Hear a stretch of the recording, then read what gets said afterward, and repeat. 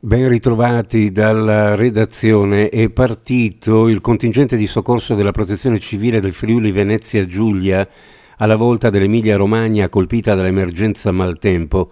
Come ha reso noto l'assessore regionale delegato Riccardo Riccardi, che ha firmato il relativo decreto d'intesa con il governatore Massimiliano Federiga, sono stati schierati nell'area critica di Bologna, nel territorio comunale di Zola Predosa, 2 squadre con kit idraulici composti da 11 volontari e 2 funzionari che stanno operando in raccordo con le forze di protezione civile giunte dal Piemonte e dalla provincia di Trento.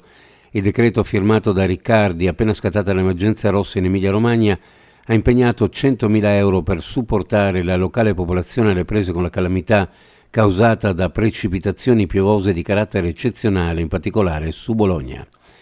Dopo uno stallo durato anni, percorso per sistemare l'antica diga foranea sta per mettersi in moto. L'iter non si preannuncia breve, ma nelle prossime settimane compierà il primo passo grazie ad un accordo che vedrà l'autorità portuale affidare alla Regione le indagini preliminari necessarie per stimare le condizioni del manufatto, che necessita di lavori subacquei di risanamento per poterne poi immaginare gli utilizzi successivi. Le istituzioni sono preoccupate dalle condizioni della barriera frangiflutti posta davanti a Portovecchio, unico dei beni rimasto sotto l'autority dopo la sdemanializzazione dell'area, che si avvia verso la rigenerazione promossa dalla società Costim, all'interno della quale si dovrà decidere come integrare la diga.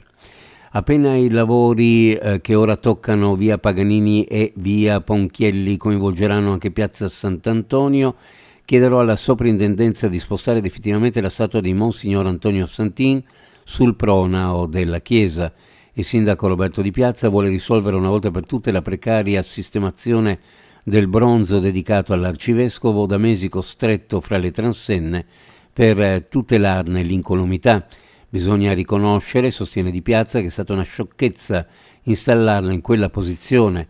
Hanno già rischiato di buttarla giù un paio di volte. Bisogna risolvere la questione una volta per tutte, posizionandola sotto le colonne di Sant'Antonio Taumaturgo.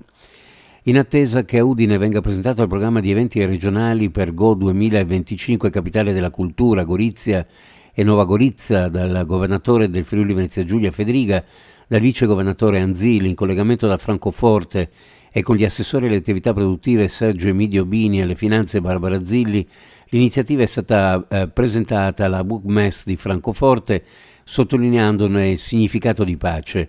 La capitale europea della cultura nell'unione di Nova Gorizia e Gorizia è già un modello di pace concreto e non teorico. Sloveni e italiani hanno subito decenni di imposizioni di reciproca ostilità. Il vice governatore del Friuli Venezia Giulia con delega alla cultura Mario Anzin.